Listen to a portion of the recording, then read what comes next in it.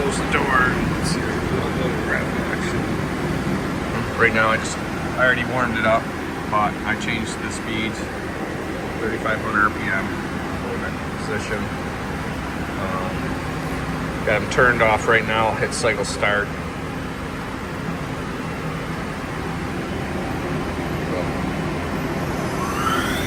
3,500, 0,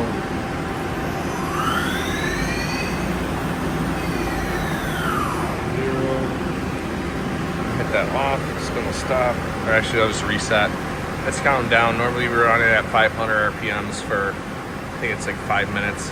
Counts it down, but I changed it to 3,500. This is not what we typically warm it up at. But I'm gonna hit reset. Go to tool change. Let's change a tool for you guys. And boom, everything's homed out, so it should change. Here, my Spindle.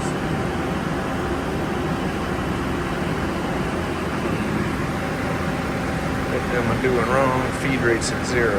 Oh, there, feed rate. So you can control your feed rate of your index. Pretty nice feature.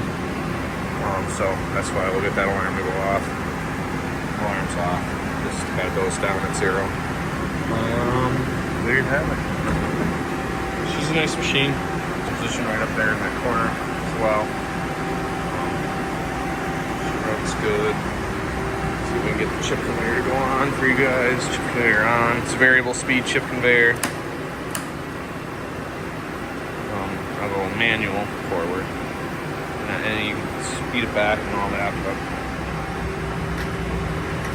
conveyor works. Coolant system. We have high pressure through tool.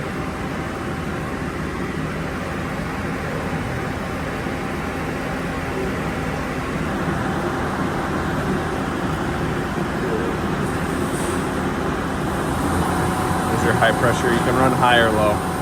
High pressures on 7, low pressures on 8. Here's your pump.